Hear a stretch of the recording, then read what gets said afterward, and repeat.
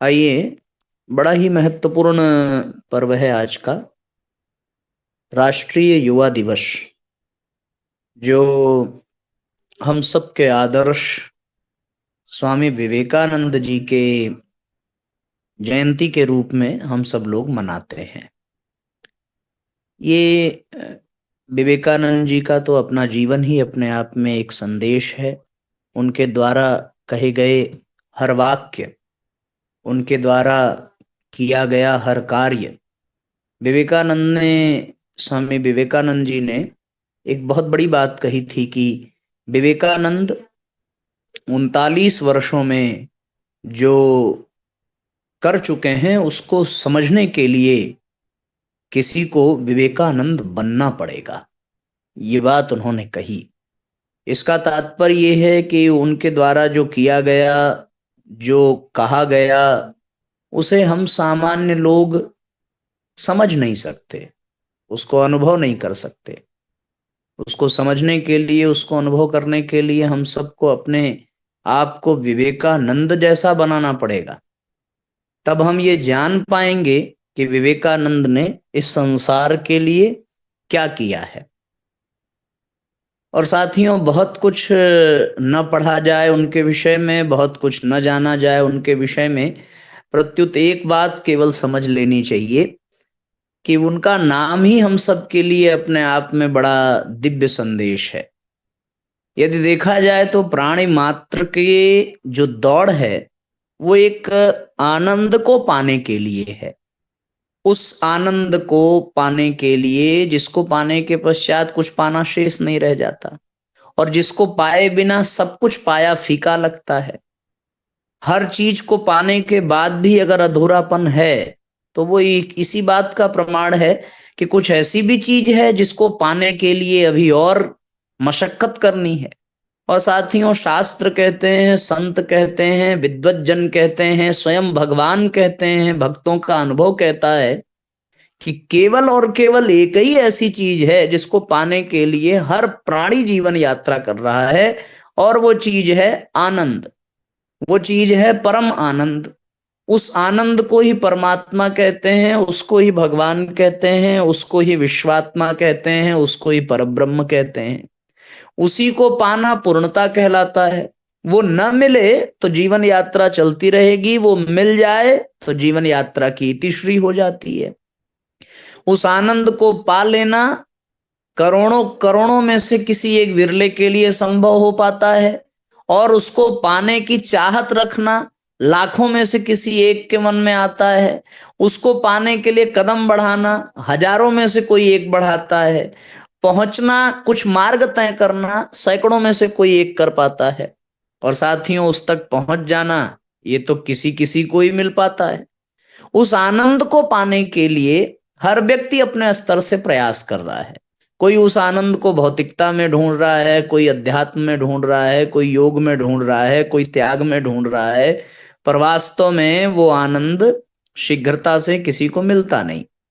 बड़ी विचित्र सी बात है कि वो आनंद इसी क्षण मिल सकता है और कभी भी नहीं मिल सकता। वो आनंद हमारे पास भी है और हमसे बहुत दूर भी है। वो आनंद हम अनुभव भी कर सकते हैं और उसको अनुभव करने के लिए जीवन पर्यंत तरसते भी रहते हैं। बड़ी विडंबना है। पर साथियों, यदि परम पूज्य गुरुदेव की बात करें तो उस आनंद को पाने के लिए हम सबको सबसे पहला काम करने की आवश्यकता है अपने विवेक को जागृत करना। विवेक को जगा लेने वाला ही उस परम आनंद का अनुभव कर पाता है। यहाँ साथियों, आनंद पर ब्रह्म का प्रतीक है, विवेक माँ गायत्री का प्रतीक है। विवेक और आनंद के ही सम्मिश्रण से पूर्णता प्राप्त होती है। बिना गायत्री के ब्रह्म मिलेगा नहीं, बिना विवेक के आनंद की प्राप्ति नहीं होगी। विवेकानंद अपने आप में एक संपूर्ण व्यक्तित्व है। विवेकानंद अपने आप में इस विश्व ब्रह्मांड का प्रतीक है। विवेकानंद अपने आप में गायत्री और उस पर ब्रह्म के युग्म का प्रतीक है। विवेकानंद को बनने के लिए, विवेकानंद को पाने के लिए विवेक को जगाना पड़ेगा। आनंद अपने आप पीछे भाग करके आएगा। उस विवेक को जगाने के लिए पूज्य गुरुदेव ने गायत्री मंत्र दिया। उस आनंद को पाने के लिए पूज्य गुरुदेव ने लोक सेवी बनने का निर्देश दिया। यदि गुरुदेव के ही सिद्धांतों पर हम चलें, गुरुदेव के ही आदर्शों पर हम चलें, गुरुदेव की ही प्रेरणा और शिक्षण को जीवन में धारण करें, तो हमको विवेकानंद बनने के सैकड़ों सोपान मिल सकते हैं। क्योंकि नींव में एक ही बात आ रही है, मूल में एक ही बात आ रही है, और वो एक ही बात केवल और केवल यही है कि अपने विवेक को जगाइए, आनंद को पाइए। आनंद को पाने के लिए जीवन की यात्रा है, उस आनंद तक पहुंचने के लिए विवेक का जागरण ही स्वर्णिम सूत्र है। विवेक का जागरण गायत्री मंत्र से संभव है, और लोक सेवी बनकर उस गायत्री मंत्र से प्राप्त ऊर्जा को लगा देना समाज के कल्याण में आनंद की प्राप्ति है। बस इतनी सी बात है। आत्म कल्याण के लिए विवेक चाहिए, लोक कल्याण से आनंद की प्राप्ति होगी। विवेकानंद बनने के लिए विवेक को जगाना पड़ेगा, तब जाकर उस परम आनंद को हम पा सकते हैं। आज विवेकानंद की जयंती पर इस सूत्र को हम अपने जीवन में धारण करें। आज विवेकानंद की जयंती पर इस सत्यता से अपने आप को परिचित करावें कि हमें अपने विवेक का जागरण करना है। गायत्री मंत्र का वी अक्षर विवेक के जागरण की बात करता है, सद्बुद्धि के जागरण की बात करता है। विवेक किसका जगेगा, उसके पहले एक और शब्द आता है स्वामी। स्वामी विवेकानंद, ये शब्द ही विवेकानंद को परिभाषित कर रहे हैं। स्वामी का तात्पर्य जिसका आत्मनियंत्रण हो, जो अपने ऊपर नियंत्रण रख सके। आज व्यक्ति अपने ऊपर नियंत्रण कहाँ रख पा रहा है? हम अर्जुन की कथा सुन रहे हैं, अर्जुन का अपने ऊपर नियंत्रण नहीं है, अर्जुन स्वामी नहीं है अपने आप का। हमारा स्वामी हमारा मन बैठा है, हमारा स्वामी हमारी इंद्रियां बैठी हैं, हमारा स्वामी हमारी भोग इच्छाएं बैठी हैं, कामनाएं, वासनाएं, महत्वाकांक्षाएं हमारे ऊपर स्वामित्व कर रही हैं। जिसको स्वामी बनना था वो स्वामी बन नहीं पाया, दास बन करके रह रहा है। ये गीता भी हम सुन रहे हैं तो केवल इसलिए कि हम अपने आप के स्वामी बन सकें। आत्मनियंत्रण करने वाले व्यक्ति को ही स्वामी कहा जाता है, और ये वही कर सकता है जिसमें विवेक की शक्ति हो। गायत्री से ही ऊर्जा पा करके हम स्वयं पर स्वामित्व स्थापित करेंगे, अपने आप आनंद की प्राप्ति होगी। स्वामी विवेकानंद बनने के लिए एक छोटी सी शुरुआत हमें ये करनी चाहिए साथियों, कि हम अपने ऊपर अपने स्वामित्व का अनुभव और इसका अभ्यास करने का प्रयत्न करें। आप जिस काम के अधीन हैं उस काम को अपने अधीन करिए। छोटी छोटी चीजों को गहराई से समझने की आवश्यकता है। आप देखिए ना, आप किसके गुलाम हैं? आप भौतिक संसाधनों के गुलाम हैं तो उससे अलग हो जाइए। मैं आपको एक छोटा सा उदाहरण दूं। मुझे जब कोई चीज बहुत अच्छी लगने लगती है और जब हम उस चीज को बार बार देखने लगते हैं या बार बार मेरा ध्यान उस ओर जाता है, तो बिना एक पल की देरी किए मैं उस चीज को उठाकर किसी को दे देता हूं, ये सोचे बिना कि इसको देने के बाद हमारा क्या होगा। ऐसी बहुत सारी चीजें हैं हमारे जीवन में जिसको पिछले कुछ दिनों में हमने ये अनुभव किया है कि ये हमें बहुत पसंद आ रही है, हमने उठा के किसी को दे दिया या उसको छोड़ दिया, इस तरीके से ताकि वो चीज हमारे ऊपर अपना स्वामित्व न कर ले। हम अपने ऊपर स्वामित्व करने का अभ्यास करें। ये स्वामित्व पाने के लिए, विवेक का जागरण करने के लिए, आनंद का अनुभव करने के लिए हम लोग पूज्य गुरुदेव से जुड़े हैं। हम लोग वंदनीय माता जी की छत्र छाया में आए हैं। हम लोग गायत्री मंत्र से जुड़े हैं। हम लोग ऑनलाइन दैनिक स्वाध्याय से जुड़े हैं। हम लोग गीता के इस चिंतन से जुड़े हैं। अपने ऊपर स्वामित्व करें, अपने विवेक यानी अपनी प्रज्ञा को, अपनी दूरदर्शिता को, अपने दिव्य दृष्टि को, अपनी सूक्ष्म दृष्टि को जागृत करें और उसको जगाने के बाद आनंद का अनुभव करें। स्वामी विवेकानंद जी की जयंती पर ये सूत्र हम सबको अपने जीवन में धारण करना चाहिए। अपने भीतर उन चीजों के प्रति जिससे लगे कि ये हम इससे मजबूर हो गए हैं, इससे बंध गए हैं, इससे गुलाम बन करके रह गए हैं, एक क्षण में उसको तोड़ दीजिए। चाहे वो कोई वस्तु हो, चाहे वो कोई संबंध हो, चाहे वो कोई परिस्थिति हो। यहाँ वस्तु, संबंध, परिस्थितियों से ऊपर उठने के लिए ही तो गीता में हम लोग सुन रहे हैं, सत्य को धारण करिए, असत को मत धारण करिए। असत को धारण करके भी नहीं कर पाएंगे, सत्य को छोड़ भी नहीं सकते। तो सजग हो जाइए, विवेक को जागृत करके सत्य को ही स्वीकार किया जाए। बहुत बड़े स्तर पे इसकी शुरुआत करने के बजाय छोटी छोटी चीजों से शुरुआत की जाए। आज विवेकानंद जी की जयंती है। आज से 2 ही दिन बाद महाकुंभ प्रारंभ हो रहा है। हम अपने महाकुंभ के इस पर्व को ही एक तपस्थली, एक साधना का कार्यकाल बना करके चलें।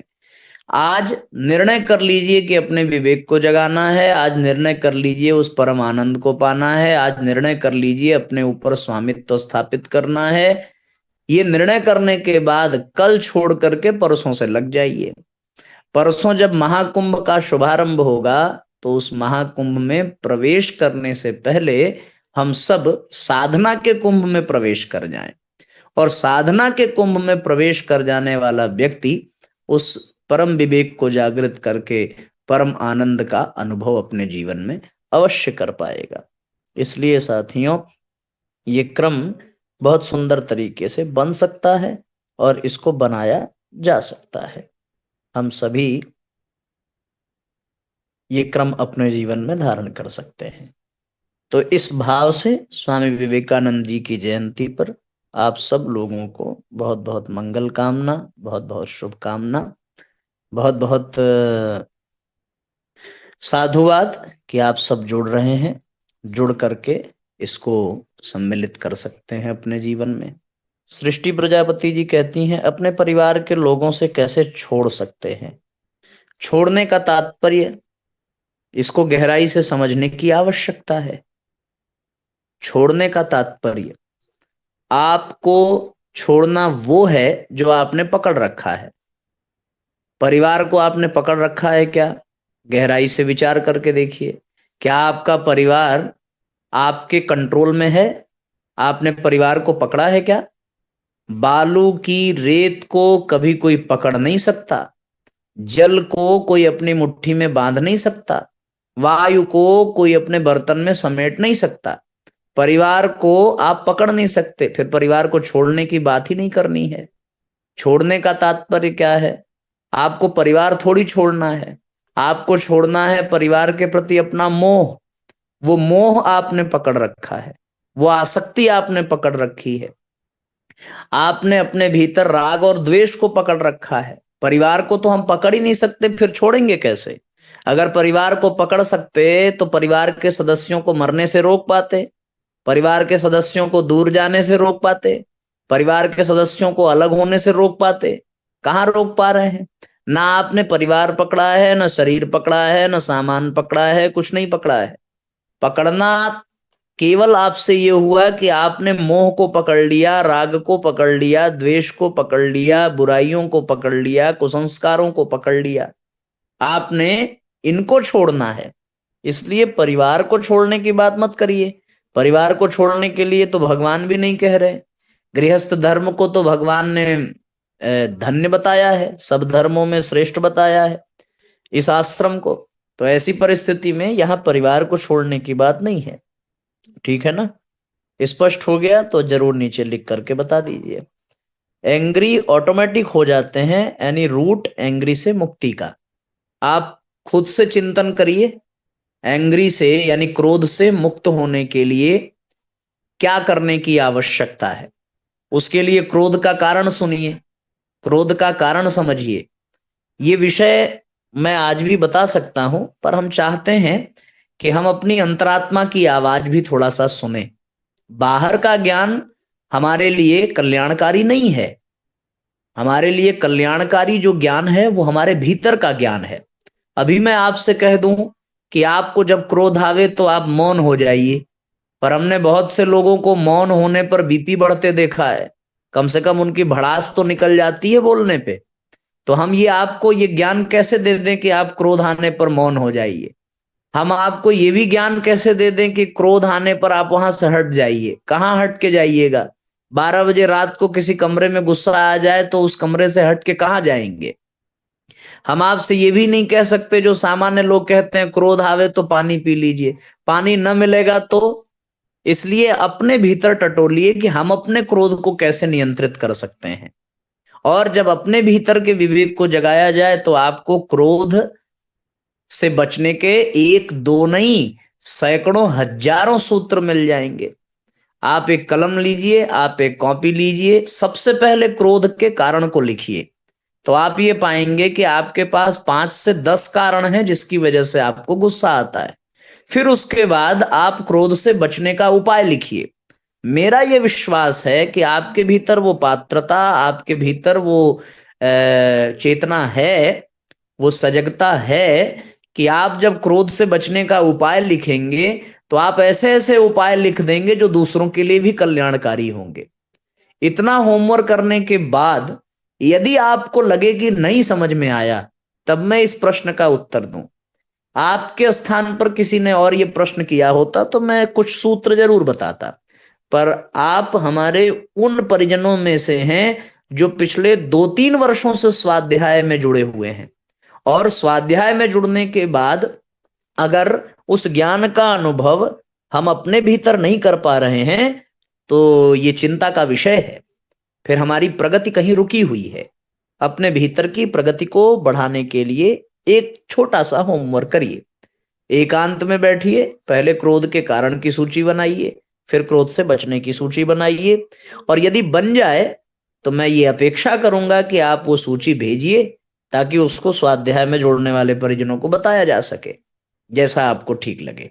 यदि इसके बाद भी कहीं असमंजस हो तो फिर आप हमें आदेश करेंगे, निश्चित रूप से उस पर हम लोग चर्चा करेंगे। ठीक है ना?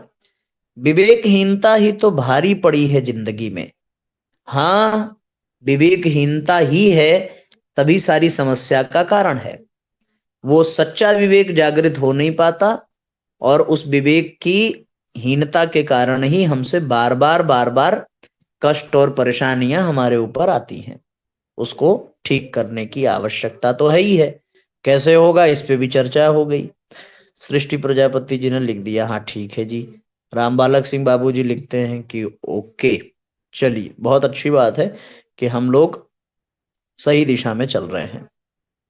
ठीक है, सबको बहुत बहुत धन्यवाद।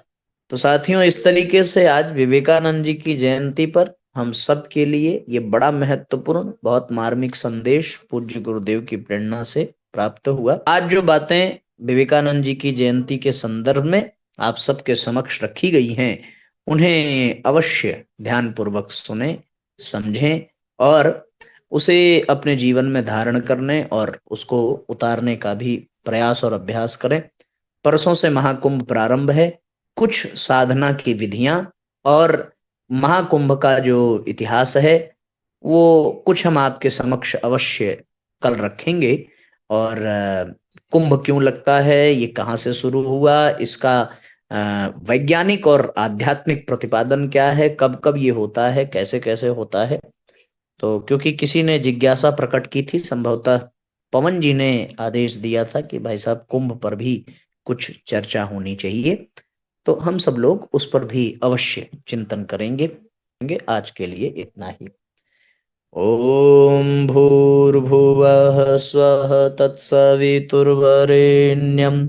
भर्गो देवस्य धीमहि धियो यो नः प्रचोदयात्। सभी आत्मीय बंधुओं को बहुत बहुत प्रणाम। सबका बहुत बहुत मंगल हो साथियों। जय राम जी की।